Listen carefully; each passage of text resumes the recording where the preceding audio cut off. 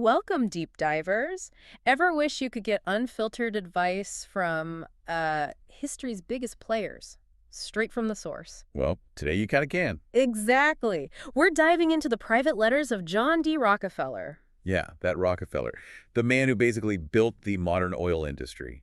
And these aren't just, dusty historical documents. They're packed with his candid thoughts on success, wealth, life, really raw stuff. So our mission today, we're going deep. We are. We're pulling out the absolute key nuggets of knowledge from these letters. We've done the digging for you, the listener. Think of it as a shortcut to understanding the principles that built an empire. Right. Complete with some surprising facts and stories that really make these ideas come alive. Absolutely. This isn't just biography. It's more like uncovering a philosophy, a way to live a powerful, purposeful life, honestly, no matter where you're starting from. It really challenges some basic assumptions. Okay, let's unpack this.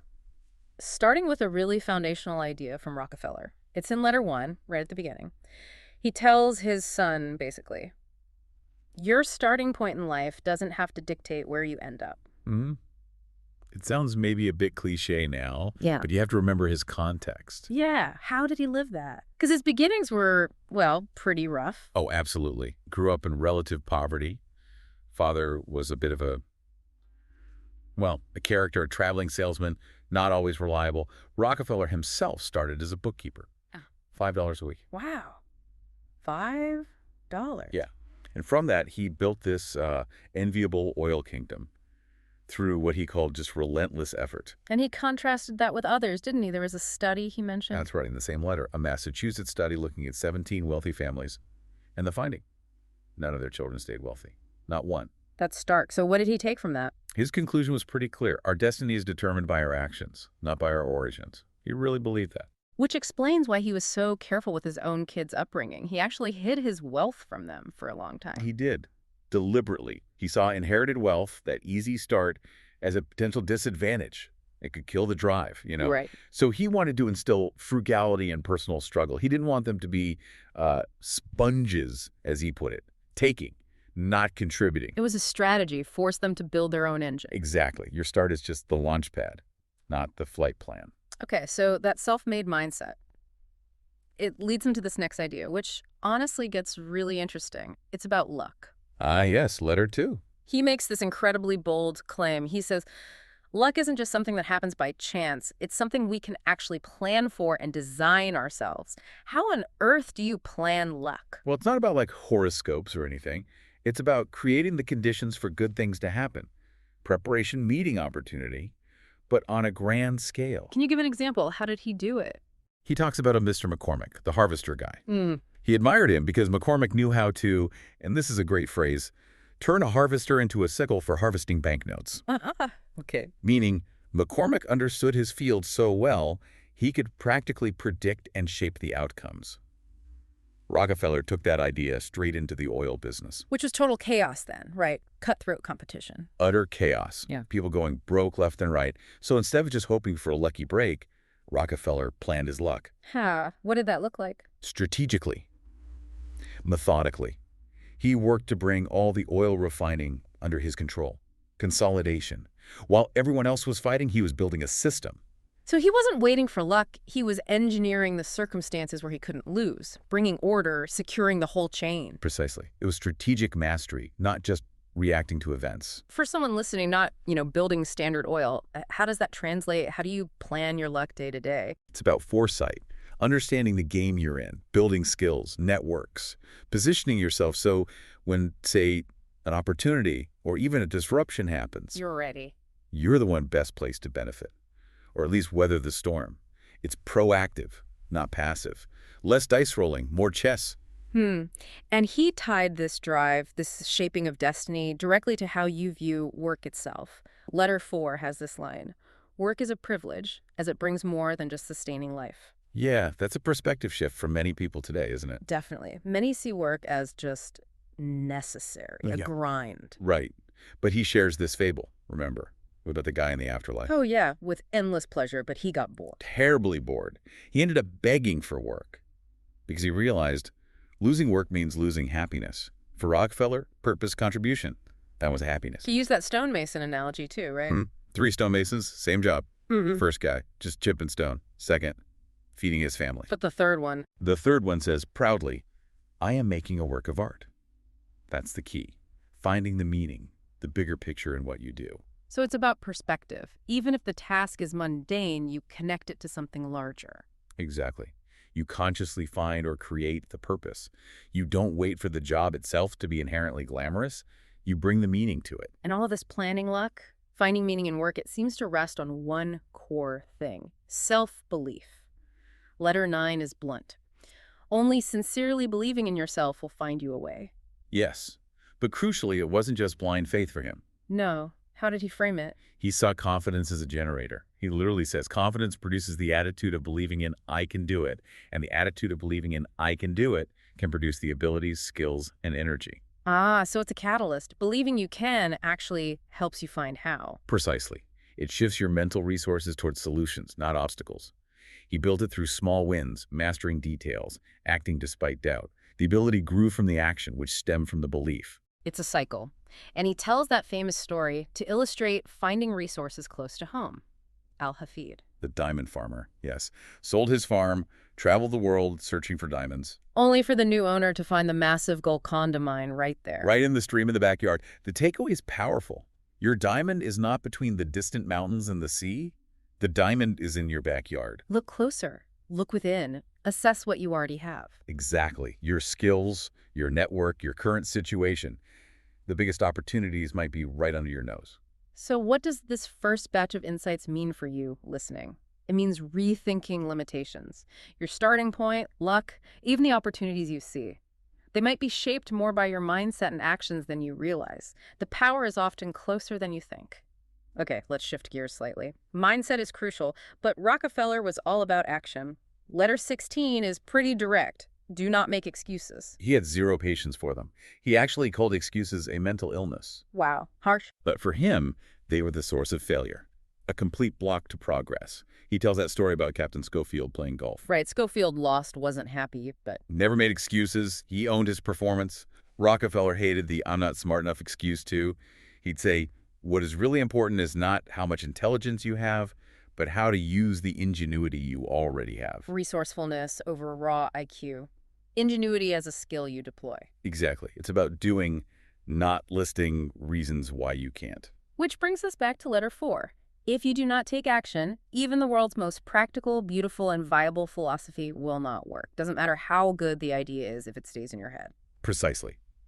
He warned about getting stuck in too much preparation but no action at all. Analysis paralysis, right? His motto was basically, action solves everything. Without action, nothing will happen. Just get started, learn as you go, iterate. Okay, but action, especially big action, involves risk. Letter 20. The higher the risk, the greater the return. Classic finance idea, but how did he live it? Was he just a gambler? Calculated risk, not reckless gambling. Remember that initial $4,000 investment in oil refining? Yeah, you mentioned that was a lot back then. A huge sum. And the industry was littered with failures, people losing everything. But he'd done his homework. He saw the inefficiency, the potential for order. And the story of buying out his partner, Mr. Clark. Oh, that's fantastic. At auction. His partner was cautious, wanted to cap their bid. Rockefeller kept going, paid $72,500, way more than Clark wanted. Risky. Clark thought he was mad. But Rockefeller said that high price bought him freedom and a glorious future. He got full control, his belief. Safety first cannot make us rich. You have to step out there. Okay, but stepping out means sometimes you fall. Failure happens. Letter 7 has this, again, surprisingly positive take. Failure is the beginning of the journey to a higher position. How do you actually feel that way when you've just failed? It's tough, right? But it's about reframing. He uses Abraham Lincoln as the prime example. Lincoln's failures are legendary.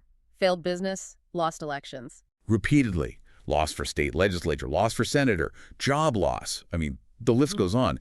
But his spirit, indomitable. What kept him going? Rockefeller quotes Lincoln motivating himself. This is just a slip-up, not as if I'm dead and unable to get up. That's the essence.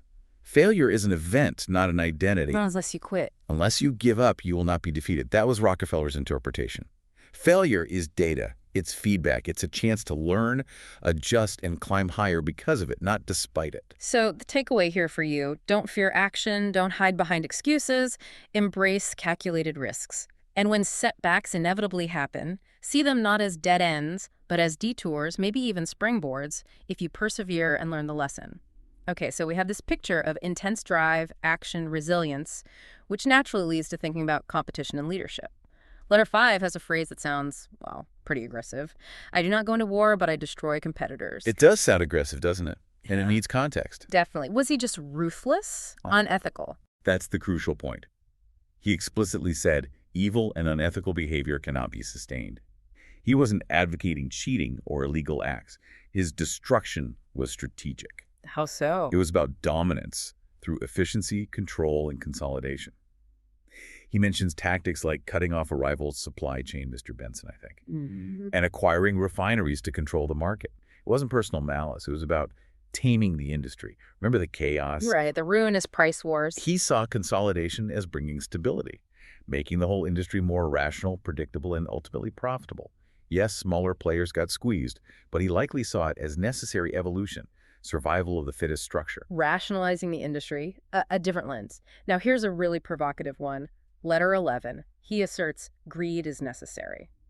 That flies in the face of conventional morality. It's definitely a statement designed to grab attention, and again requires unpacking his meaning. How did he justify that, especially given his later philanthropy? He used this analogy of society as a jungle where the strong are kings and the fist live. A bit stark, maybe. Very stark. But for him, greed, or better to say it as ambition or desire for more, was a fundamental, powerful driver. He quotes one of his teachers saying, "There's nothing wrong with being greedy. From the beginning of greed, there will be hope." Hope, how? He saw it as the engine of wealth creation, innovation, social evolution, the desire to achieve, to build, to acquire. He viewed it as a catalyst for progress, if channeled correctly. So maybe not greed as in pure selfishness, but greed for achievement, for impact. I think that's a fair interpretation, especially looking at his life trajectory. The same drive that built Standard Oil later fueled massive, organized philanthropy. It was a greed for optimization, for making a large-scale difference. The scale just shifted from corporate to societal. Interesting. And he linked that ambition directly to results, letter 19. Wealth is directly proportional to goal. Yeah, the bigger the goal, the bigger the potential outcome. Yeah. He uses Henry Ford as the example. Ford wanting everyone to have a car. Right. A massive goal. Transformative. He didn't just want to build a few cars. He wanted to reshape society. And in doing so, as Ford apparently said, he ended up printing money. Because the scale of the vision matched the scale of the reward. Exactly. And Rockefeller's own motto. For me, second place is no different from last place. That's intense ambition. The size of your target determines the potential size of your success. Okay, so with that level of drive, how did he lead people? Letter 33 says, making good use of everyone's wisdom. That sounds collaborative. It's a key insight into his management style. He focused almost entirely on people's strengths, not their weaknesses. Can you give an example? The Mr. Archibald case. The man apparently struggled with alcohol, a significant issue. But Rockefeller saw his extraordinary leadership talent. So he didn't discard him? No. He found a role where that specific talent could be leveraged, managing the weaknesses rather than letting them disqualify the person. It connects to letter 14, too. The praised pig climbing a tree. If a pig is well praised, it can climb the tree. Yeah. He deeply believed in the power of positive reinforcement, respect, focusing on what people can do. Yeah. You get more out of people by building them up. Complementing that focus on people was strategic thinking. Letter 34. Always think strategically. What does he mean by strategy versus just a plan? He used a great little story. The fisherman versus the angler. Okay. The angler has a plan. See here, cast here, rigid. The fisherman has a strategy. Find where the fish are biting, adapt to the conditions, move around, flexible. Ah, so strategy is adaptable, responsive. Exactly. He stressed having many ideas, being ready to pivot. It wasn't about a fixed blueprint, but a guiding purpose with flexible tactics, and that purpose was key.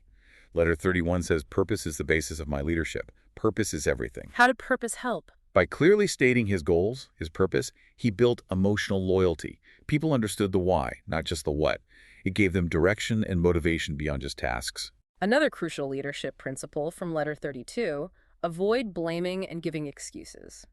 You touched on excuses earlier, but this seems like a cultural pillar for him. Absolutely. Andrew Carnegie, the steel magnate, was reportedly amazed by Rockefeller's invincible employees. And Rockefeller's secret? Simple.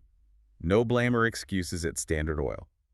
That was the culture. Instead of finger pointing when something went wrong, the question was, what are my responsibilities? How do we fix this? Fosters ownership. Totally. And he stressed the power of listening. Really hearing people out avoids that defensive crouch where blame starts flying. It builds trust. Focus on solutions, not scapegoats. And perhaps the most surprising, given the destroy competitors line, is letter 35.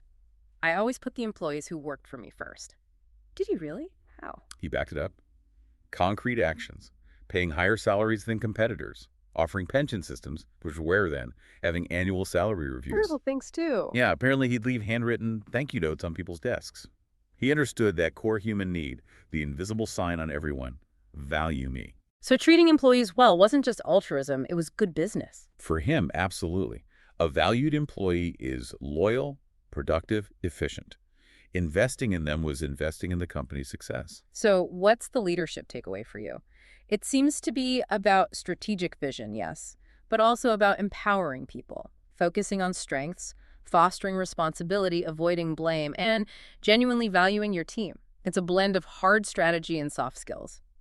Finally, let's look at the bigger picture, the purpose of all this wealth and effort.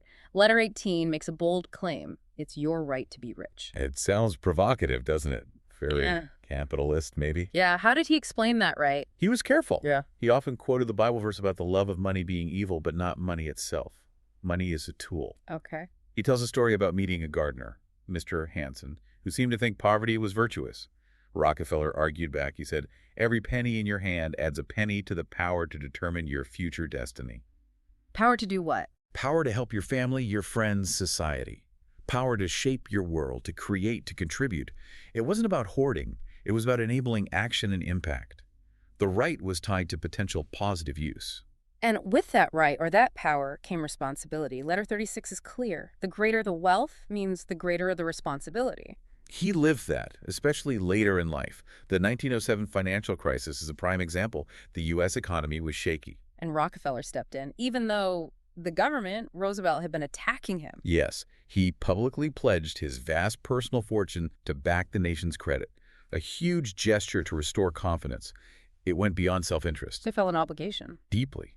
He also shared this personal regret, quite movingly, about not fighting in the Civil War because he paid for a substitute, which was common then. But later, his massive financial contributions, especially during crises, felt like a chance at salvation, a way to serve his country meaningfully. Wealth became stewardship. Beyond wealth, he also emphasized the inner life. Letter 37. Enrich your mind. What did that involve for him? He talked about a spiritual appetite, analogous to physical hunger.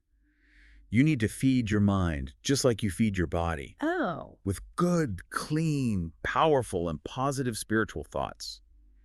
He believed top performers consciously curated their mental input. Reading, reflection, positive thinking. He used that story about John in the flood. Yeah, the eternal optimist. Yeah. House flooding, water rising, and John's finding things to be grateful for. Like, oh good, the flood will wash my dirty windows. It's about perspective again. Cultivating that inner resilience, that positive outlook, regardless of what's happening outside. Exactly. Constant enrichment of the mind and spirit. And he closes with this really profound definition of greatness. Letter 38, it's not about your job title. No. The reason why a person is known for being the greatest man lies in his value and has nothing to do with the position he has obtained. It's about your impact, your contribution. He used that naval story, the USS Merrimack. Mr. Hobson became famous for his role, a hero. But there were 7 unnamed sailors who volunteered for the same incredibly dangerous mission, just as heroic. But forgotten by history. Largely. Rockefeller's point. Greatness isn't about fame or position. It's about meaningful actions. The positive difference you make in your community, large or small. As long as he can get the gratitude of local residents, no matter where he goes, he is great. Wow. So it comes down to the value you create, the lives you touch. Okay, let's try and bring this all together. We've covered a lot. From designing your luck and seeing failure as a starting point, to leading by focusing on strengths, avoiding blame, and channeling ambition towards big goals. And finally, understanding wealth as a tool for responsibility and finding greatness in your contribution, not your title. It's quite a framework. It really is. Yeah. What emerges from this deep dive isn't just a historical tycoon. It's a masterclass in personal agency, strategic thinking, and purposeful living. And these aren't just dusty old ideas. They feel surprisingly relevant, don't they? Absolutely. These are actionable principles you can think about and potentially apply today, whatever your circumstances. They challenge you to take ownership. Right. So here's that final thought for you to mull over. Rockefeller talked about planning luck and finding diamonds in your own backyard instead of waiting for opportunity to knock. What one small concrete action could you take this week? Something proactive to maybe plan your own luck a little, or to start digging, really looking for those hidden opportunities right where you are. Maybe it's reaching out to someone, learning a small new skill, or just consciously changing your perspective on a current challenge. What's in your backyard? Exactly. Something to think about. Thank you for joining us on this deep dive. We hope it sparks some ideas.